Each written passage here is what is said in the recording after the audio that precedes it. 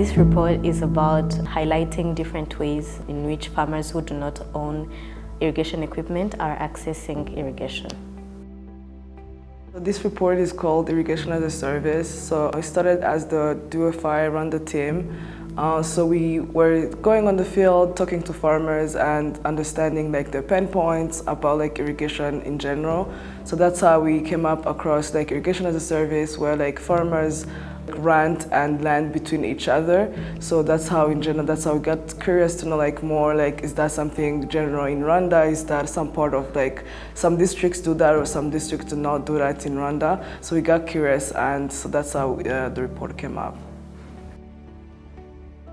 We chose to study irrigation as a service because we wanted to know the extent to which irrigation as a service is here in Rwanda. We wanted to understand whether that is actually a thing that is happening here in Rwanda, whether farmers who do not own equipment, who don't have means to own irrigation equipment, if there was another way in which they were accessing irrigation. We had gotten hints about farmers lending to each other, lending irrigation equipment to each other, so we wanted to understand the extent to which these farmers are using those services to irrigate.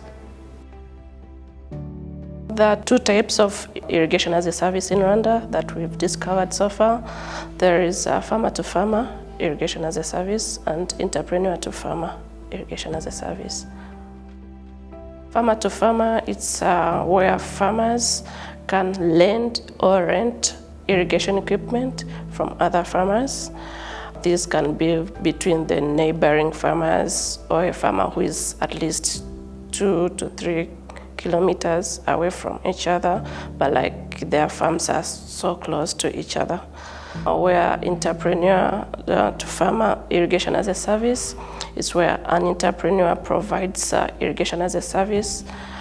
In this category, we do have where we've discovered that there is an entrepreneur who provides irrigation as a service to farmers through lending, either monthly, seasonal, or on a daily basis.